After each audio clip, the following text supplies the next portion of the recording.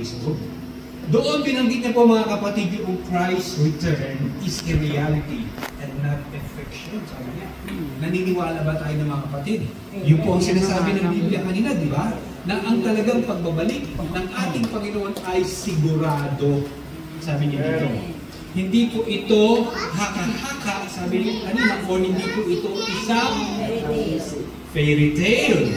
Bagkus, ang sinasabi ng Biblia ay katotohanan sapagkat sa kanyang magbabalik, natakil niya kanina na ibigay na ang lahat ng mga tanda ay nangyayari na. Kanya po naibigay sa atin kanina. Kaya nga ang sabi niya dito mga kapatid na kailangan natin manatiling gising at naghihintay. Ginamit niya kanina yung 10 virgins mga kapatid. Na 10 virgin na iyan mga kapatid ay meron pong 5 matatalino at ang 5 naman dito po ay tinatawag na mangmang. Nasaan kaya tayo dun sa 5 mangmang o nasa 5 matatalino? Sabi niya kanina, ang 5 mangmang ay nagdala lamang sila ng langis na doon lamang sa kanilang lamparan. Subalit ang mga matatalino ay nagdala pa sila ng extra yung tinatawag na reserva. Just in case na ano nga mga kapatid, madelay yung dating ng bridegroom ay meron silang pang-tustos o pang-suporta doon sa langis mga kapatid. Yun nga. Praise God. Matatalino talaga dahil nagdala sa ng reserva mga kapatid, di ba? Kailangan nga kapag ka nagplano ka, laging may option A and option B. Tama ba yung mga kapatid? Huwag lamang tayo mag-focus doon sa plan A, mga kapatid. Bagkus ay meron tayong plan B para just in case na hindi mangyari o mapatupad yung plan A, pupunta tayo doon sa plan B. Kailangan laging handa. Yung matatalino, ganyan po mga kapatid. Kaya kapag tayo sumusuko o sumusugod, mga kapatid, sa isang gera, mga kapatid, kailangan handa. Hindi tayo pwedeng sugod lang ng sugod na wala tayong mga armas sa ating sarili. Kaya nga dito tinuturo ng ating Panginoon na laging ilagay natin yung armor of God.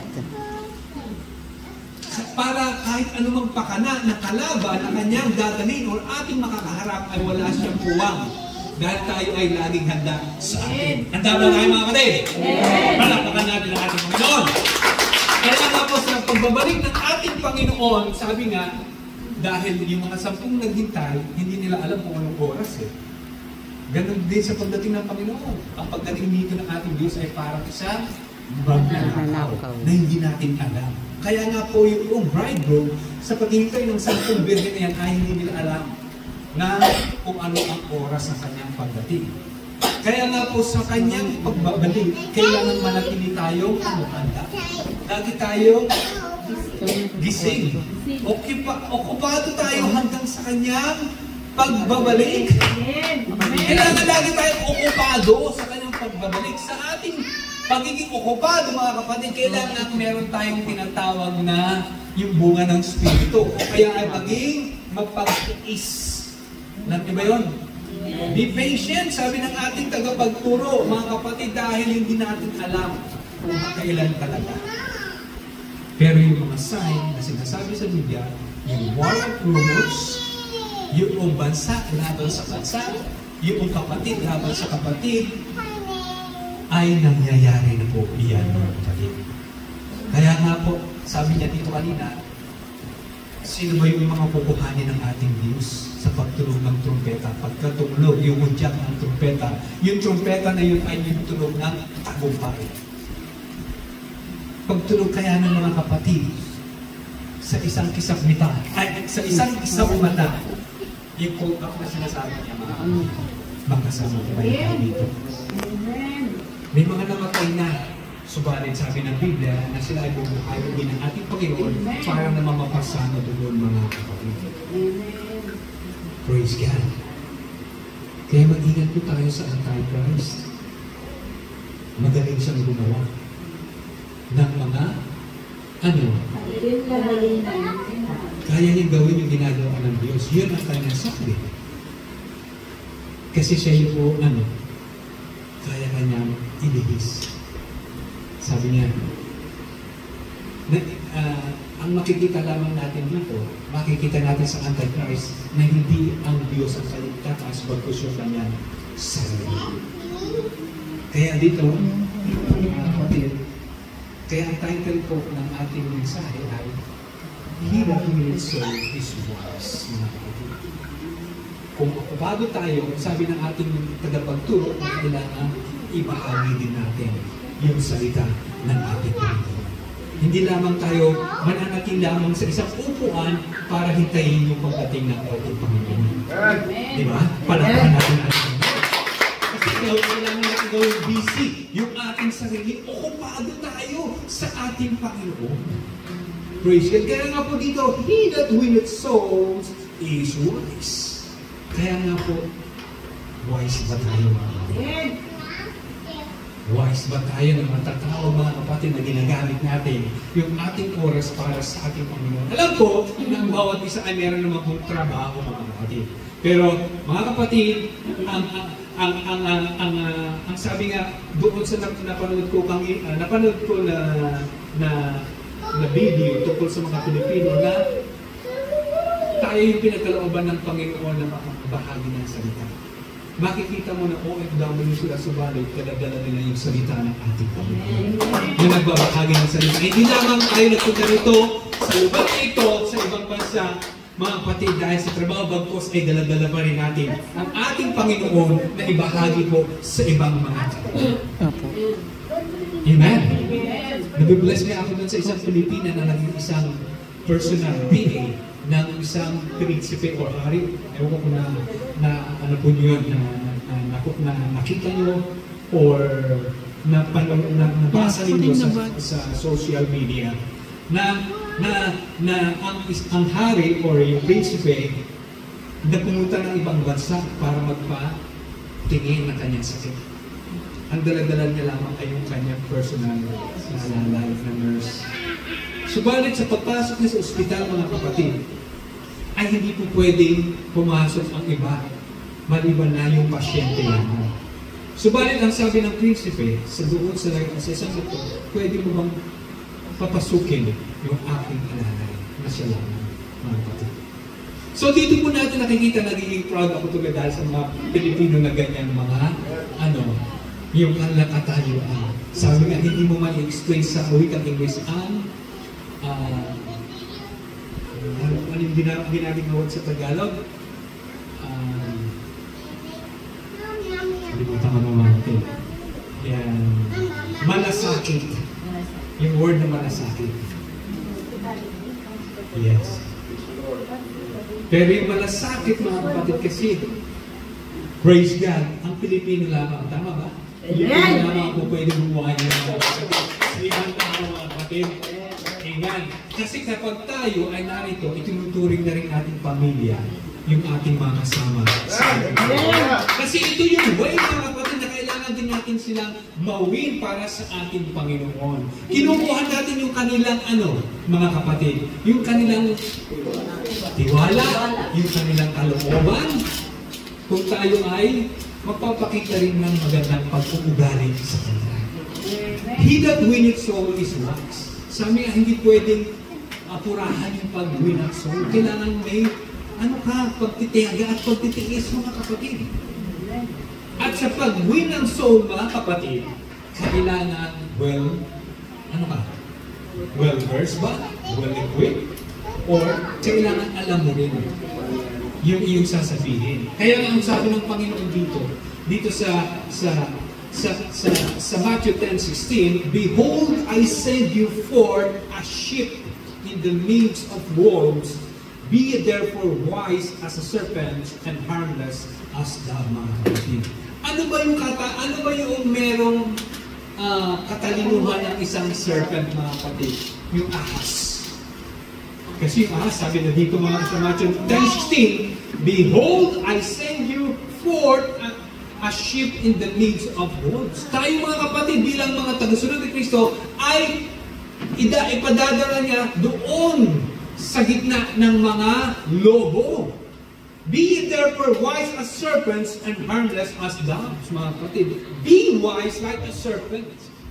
Ang serpent, mga kapatid, Kung tayo ng mga kapatid ay nagdodoble ng ating pagkilala or gawain sa ating Panginoon, hindi lamang 3 times o 4 times siyang gumagawa, mga kapatid. Matiyaga siya. May pagtitiyaga kaya tayo, mga kapatid. And harmless as doves, mga kapatid. Na walang sabi niya dito, kailangan harmless. Kung sinabi mo harmless as doves, mga kapatid, hindi natin kaya manakit. Tama ba? Hindi ka nga nanununtok. Ang talim mo naman magsalita. Ay maganda kung suntukan mo na lang kaysa yung magsalita ka, mga kapatid. Amen. Thank you, Lord. Tama ba yung mga kapatid? May mga tao na very sharp siyang magsalita, mga kapatid. Well, kasi yung suntok, kapag gumaling yon, wala na. Pero yung salita, pag gumaon yan sa puso mo, ang tagal mong alimalis. Maalis kaya yan o talagang andun na, nakapako na sa ating mga puso, mga kapatid. Amen. So hindi dapat yan, mga kapatid. Kailangan tayo ay merong tinatawag na ano ba? Self-control. Ano ba? Meron tayong tinatawag na yung bang yung hindi ka nagtatanim ng galit. Amen. Ngayon, kung noon man ay ginagawa natin yan, subalit ngayon, Amen. ikinuman tayo ng Panginoon na magmahalan tayo sa isa't Amen. Kasi tayo, pinadadala ng Panginoon sa gitna ng mga lobo. At hindi natin kung alam kung sino talaga, sa gitna ng lobong iyan, hindi mo alam kung sino talaga yung kakampi mo. Amen. Hindi mo alam kung sino yung tutulong sa iyo kapag tayo ay sa gitna ng lobo, mga kapatid. Kaya mapalad tayo na may mga kapatid tayo dito na mananalangin at kilala natin sila kahit hindi na tayo kapatid. Tama ba? Kailangan kapatid tayo ngayon, kapatid din tayo bukas. Hindi kapatid lang tayo ngayon, tapos pwera ka na para bukas, mga kapatid. Kailangan yung iyong pagtingin, yung iyong pagtitiwala, yung iyong pag-ibig na nararamdaman, kailangan maging tunay. Hindi nagbabago. Tama ba, mga kapatid? Praise God. Kasi yung kaligtasan ay hindi lamang po para sa mga Israelita. Kaya nga po, sinugo tayo ng Panginoon sa gitna ng mga lobo. Kapag tayo ay nasa gitna, praise God, anong gagawin mo kapag hindi mo na kaya? Luluhod tayo, mananalangin kaya, mga kapatid, para sa tulong ng ating Panginoon. Ang Diyos naman ay magpapadala ng iyong tulong, mga kapatid. Dahil hindi ka pababayaan ng Panginoon na ito. Amen! Ang tungkulin na ibinigay sa iyo ng ating Panginoon. Huwag kang susugod, mga kapatid, nang ikaw lamang, mga kapatid, bagkus ay dalhin mo pa rin ang ating Panginoon. Yung kalasag na ibinigay sa iyo ng Panginoon. Yung mga kapatid, ay handa po tayo, mga kapatid. Alam niyo ba, mga kapatid, yung storya ng Good Samaritan? Bakit tinawag na Good Samaritan samantalang hindi naman sila magkusundo ng Hudyo? Bakit hindi kaya Bad Samaritan? Yung isang parabola tungkol sa Good Samaritan, mga kapatid. Doon sa Lucas 10:25-37, dito makikita natin the parable of the Good Samaritan. Bakit kaya, iniisip ko nung nakita ko yun, bakit kaya hindi Bad Samaritan, mga kapatid? Dito ko po nakita sa parabolang ito na hindi lamang ang kaligtasan ay para sa mga Hudyo o sa Samaritano dito, mga kapatid. Sa storyang ito, mga kapatid, ay merong isang taong Hudyo na nakadusay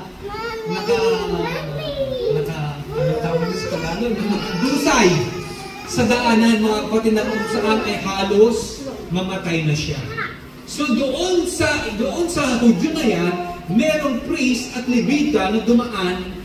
Hudyo yun, mga kapatid, subalit hindi siya tinulungan, dinaanan lamang at nilampasan. Wala na silang gagawin kasi tapos na kanilang service, tapos na kayong kanilang gawain. Na wala na silang time para sila ay gumawa pa para sa ating Panginoon. Ganun ba tayo mga kapatid? Kapag tapos na yung ating gawain, wala na tayong gagawin. Eh paano kung meron pang taong naghihintay sa atin? Paglalaanan pa kaya natin ng panahon? Praise God. Kaya nga po dito, at yung sumunod na tao ay ang Samaritano. Praise God. Na hindi nga sila magkabatid at time eh. Dahil hindi sila magkasundo. Dahil ang Samaritano sila ay meron di kinakalalang ibang Diyos. Samantalang yung mga Hudyo at time ay talagang monotheist lamang po sila. Kaya nga po ayaw ng Hudyo doon that time sa mga Samaritano. Kaya doon sa scene na yan mga kapatid, ay nakita natin na ang gumawa, mga kapatid, hallelujah, ang tumulong dyan ay ng Samaritano. Kaya tinawag na Good Samaritan. Praise God. Siya yung tumulong doon sa tao. Kinaga niya. Dinala niya doon sa isang bahay na pwedeng sa kanya ay tumulong. Na mayroong gagamot sa kanya. At pinagbilinan niya yung gagamot sa kanya na kung kulang pa, yung kanyang iniwan na pera na pambayad doon ay babalik siya para punan yung kakulangan. Praise God. Palapahan natin ang ating Panginoon. Ganun po mga kapatid, ang isang Kristiyano mga kapatid na isang wise, matalino mga kapatid. Praise God. Hindi natin hahayaan na ang mga taong ito na nangangailangan ng tulong, ng kaligtasan, yung mga kaluluwa sa labas na nangangailangan ng kaligtasan ay pababayaan po natin. Minsan nangungusap sa atin ng Espiritu ng Diyos. Bahagi mo yan. Hindi ko alam kung ano sasabihin ko. Teka muna, tatawagin ko naman si Pastor. Teka muna, tatawagin ko po si sister o si brother mga kapatid. Praise God. Mahirap ba maging Kristiyano mga kapatid? Yes. Mahirap, di ba? Amen. Praise God. Palapakan natin ang ating Panginoon. Madali natin sabihin ko ng sabi. Pero nahihirapan tayo into action. To put our faith into action. Praise God. Kaya nga po nandito yung Panginoon. Andito palagi. Na kung tayo man ay kulang sa kaulungan, sabi ng Biblia, humingi lamang tayo sa Diyos. At siya po ay handang magbigay ito sa bawat isa po sa atin. Praise God. Kaya nga po ang sabi niya dito, kung tayo man ay susubo ng ating Panginoon, kailangan maging wise tayo.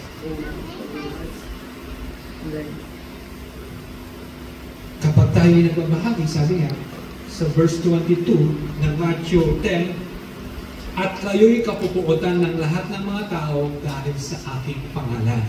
Datapwat ang magtitiis hanggang wakas ay siya maliligtas. Nakita niyo dito mga kapatid.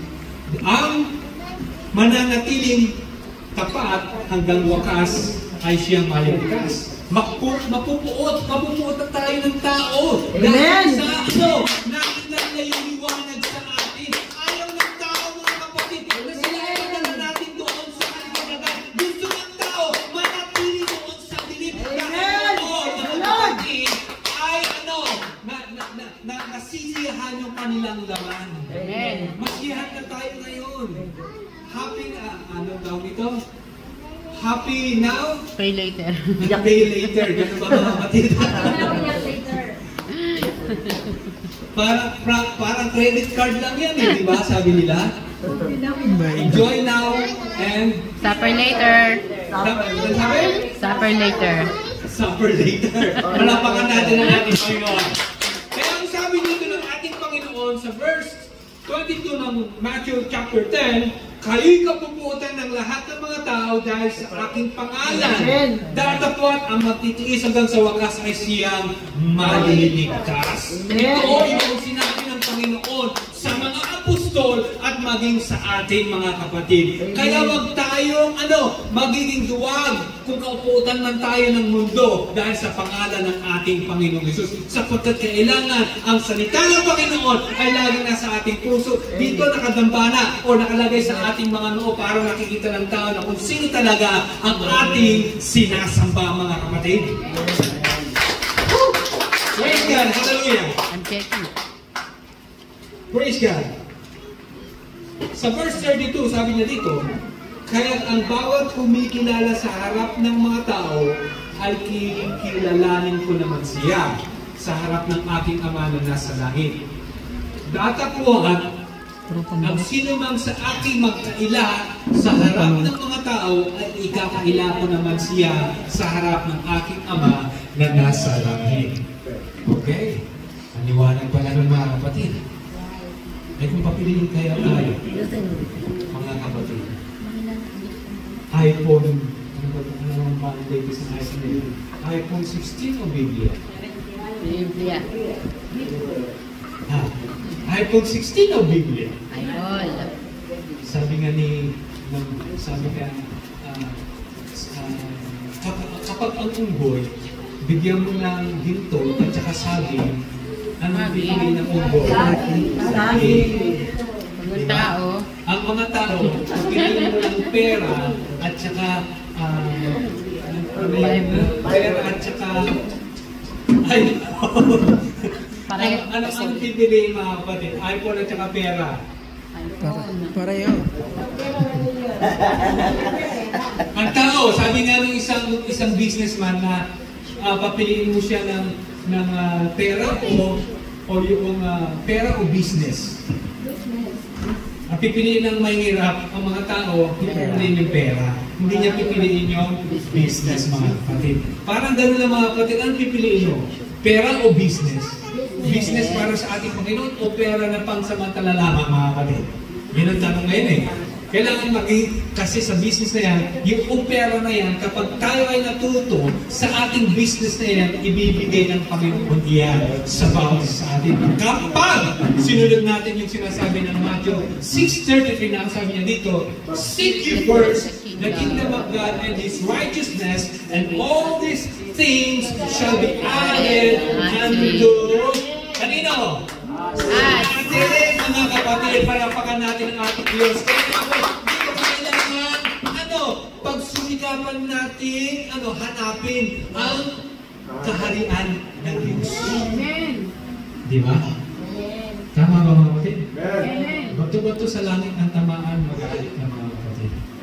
Kasi ito lang po talaga yung araw na talaga ginawa ng Panginoon para sa ating makatulong. Praise God. Purihin po ang Diyos. Salamat sa Diyos. Dahil ako po kahapon actually, hindi ko po alam kung makakapunta ako dito dahil masama po talaga yung timpla ng aking katawan, mga kapatid. Kaya pinagpipray ko sa Panginoon na nawa ay bigyan ako ng malakas. Alisin yung mahadlang para ako po ay matuloy dito sa lugar po ng bahari, mga kapatid. Salamat sa Panginoon dahil nandito po ako at nakatayo mga kapatid. Hindi po hanggang yun sapagkat ang gusto ko dito ay gamitin ako ng Panginoon na may bahagi sa bawat isa po sa atin ang mensahe na gusto niyang dalhin sa bawat isa po sa atin. Ay sa kalakasan ng bawat isa po sa atin, mga kapatid. Wala itong personalan na, mga kapatid. God's business. Hindi ko kayo pinapersonal dito, mga kapatid. Praise God. Amen. Praise God. Hallelujah. Paano ba tayo magiging wise like a serpent, mga kapatid? Sabi niya dito, wise as a serpent, highlighting the idea of combining wisdom and prudence. Yung kabaitan with gentleness and harmlessness. And wise as a serpent, be wise with how you live. Be wise how you live. Maging wise tayo kung paano tayo mamuhay. And innocent. Wow, praise God. As innocent as doves. Be blameless. Be pure. Be holy. And be smart. Be wise. Going out in the fear of God, not the fear of man. That's sabi niya dito sa Matthew 10:16. Sabi niya, remember that fear the Lord is the beginning of wisdom. Palakpakan natin ang Diyos. Kaya dito mga kapatid, kailangan natin bilang isang wais, kailangan tayong maging magpakabanal din tayo. With humble. Humbleness na tinatawag ko dito mga kapatid. Gentleness, harmless. Yes. Praise God. Ang dami namang tawag ito. Ang dami namang gustong pagawa sa atin ng ating Panginoon. Hindi ba pwedeng isa lang mga kapatid? Ang hirap, di ba? Isahin yan.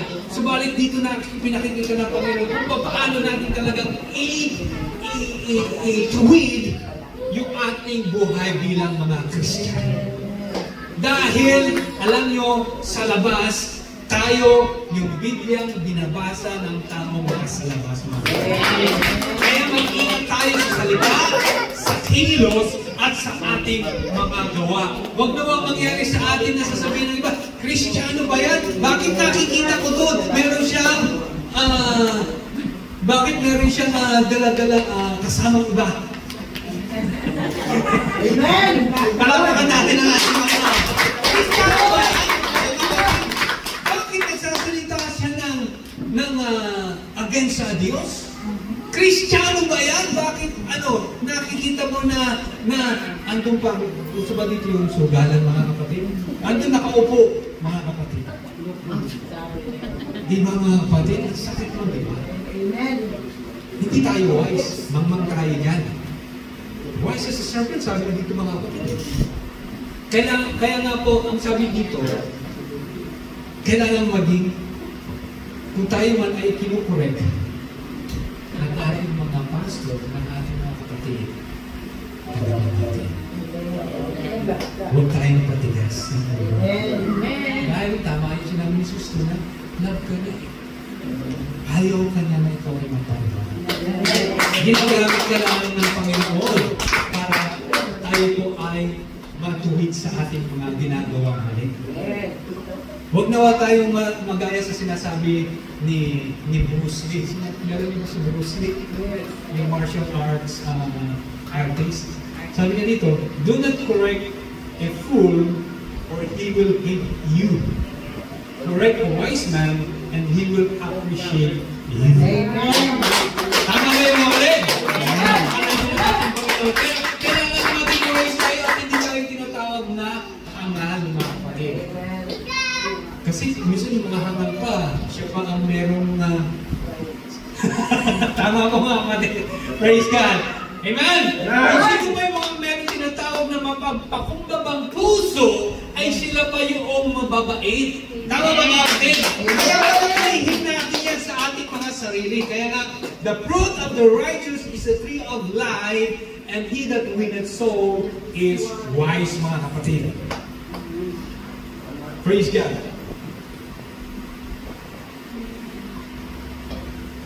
Kailangan natin magsumikap. Kailangan natin, sabi nga, panatilihin yung salita. Go ye therefore and preach the gospel. Amen. Hindi sabi ng Panginoon na sarilinin mo lamang yung gospel. Ilagay mo lamang sa iyong puso yung gospel. Bagkus ang sabi niya, kung ano yung narinig mo, matuto naman tayong ibahagi. Kasi yun ang gusto, yun yung dakilang layunin ng ating Panginoon na maibahagi yung katotohanan. Sabi nga ng Biblia na ibinahagi sa atin ng ating Panginoon ng walang bayad, ibahagi naman natin ng merong bayad.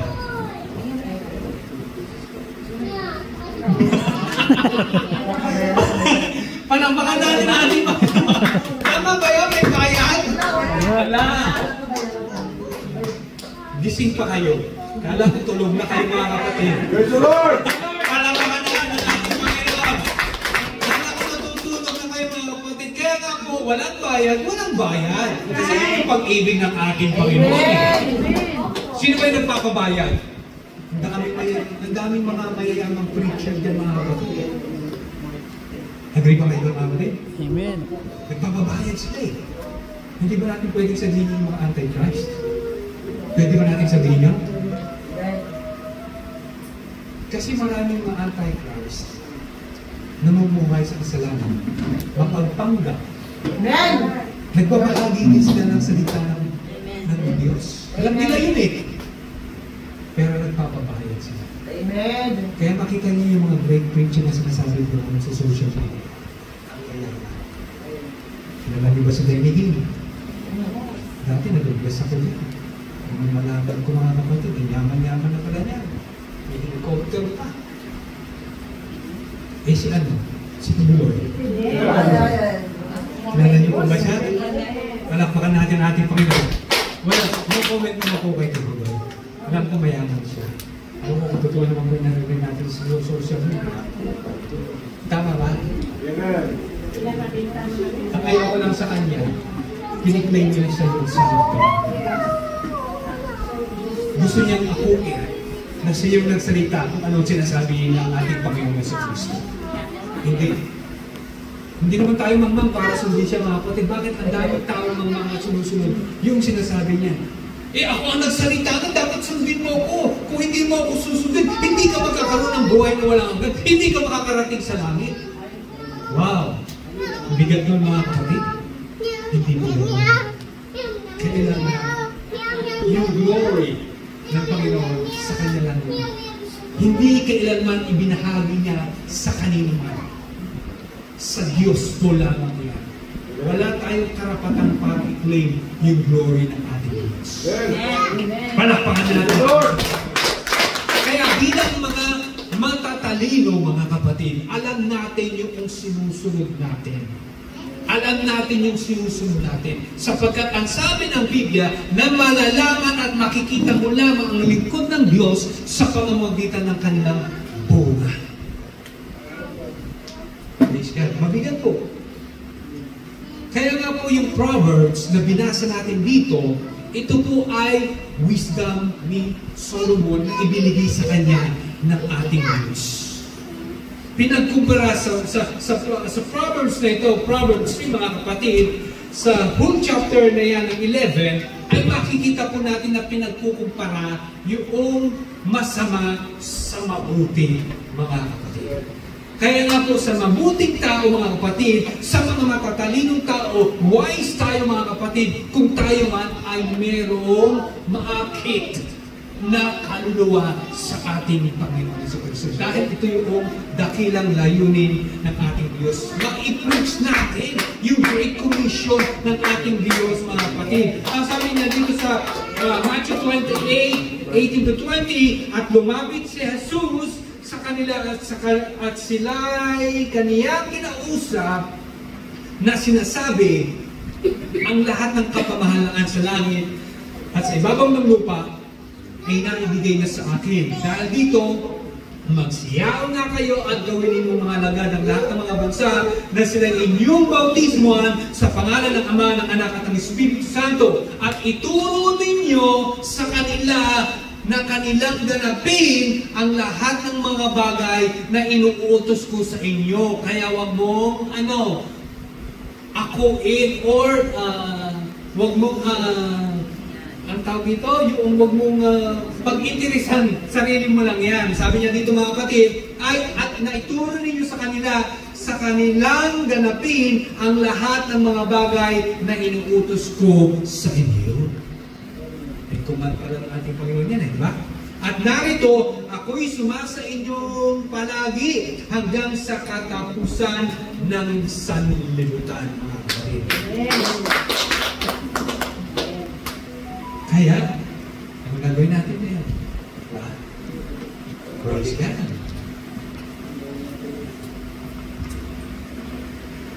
He who wins souls is wise. The Hebrew word for win is laka, sabi dito. Laka, which means to take, grasp, or capture. Laka implies actively drawing someone toward a goal. Yung po mga kapatid, kailangan natin madala natin para doon sa layunin. Winning souls in Proverbs 11:13, sabi niya dito, involves in intentionally trying to lead people to God. Meron pala ditong tinatawag na intention natin. Kailangan na madala natin at mapangunahan nila natin sa Diyos. For the term soul, the original Hebrew uses nepes, sabi niya dito, which refers to the whole person. Nepes encompasses someone's life. Yung tinatawag na desires, feelings, intellect, and will.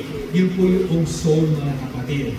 Praise God. Kaya nga po kailangan natin makuha natin yung kanilang soul na iyan, mga kapatid. Yung kanilang intellectual, yung kanilang feeling, at yung kanilang desire, mga kapatid. Yung mga kaluluwang iyan. And the word wise, in the same verse, is translated from chakam, which means skill, discernment. Skill, discernment, and living the right way based on insight.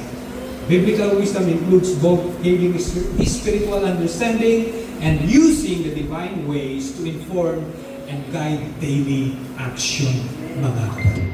Yun po yung dapat natin gawin. Therefore, winning soul means leading a person to change the core, o yung kanilang kaibuturan of being to believe and obey God. Kaya nga po yung pag-akay sa isang kaluluwa, hindi ganun lang. Nagdala mo na dito, iwanan mo na. Igagay mo pa rin yung mga kapatid. Kaya ganun yung ginagawa ni Apostol Pablo. Nagbagamot siya ay may igagay pa rin niya yung kanyang naayos kung magitan ng kanyang sulat. Diba?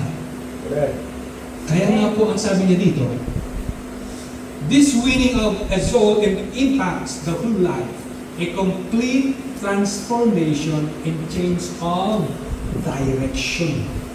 Hindi tayo yung mga baboy na pagkatapos paliguan, ay babalik tayo sa ating pinanggalingan. Kailangan talagang magkaroon ng tinatawag na transformation and change of direction. Diba? Palakpan natin natin po yun. And the word repentance connects to this idea, turning from an individual direction to the true ways of God in reconciled relationship. Praise God. For a man or sa babae, to win a soul to God, this reveals the man's true wisdom. No better gift exists than to draw others to right relationship with God. It saves and heals and gives purpose, mga kapatid. Kaya merong dahilan kung bakit tayo ay narito sa gawain ng ating Panginoon Hesus Kristo. Ito yung kailangan maganap sa ating buhay. Hindi sa lahat ng bagay, palagi tayo malakas mga kapatid. Diba? Kaya nandito tayo. Kalakasan. Kailangan natin ma-fulfill ang ating ministeryo, sabi, yung ministeryo natin sa ating Panginoon. Praise God. Mahalaga na tayo ay nandito, be that willing soul is Christ. Kaya ang gagawin natin. Praise the Lord. Be white. Be white. Hindi rin naman mag-win ng soul, di ba mga kapatid? Pero kailangan natin gawin. Be patient. Meron pagkiteket. Di ba? Hindi tayo, it's not enough for us to stay na tayo lang ang kailangan natin. Gawin tayo. Sabi nga,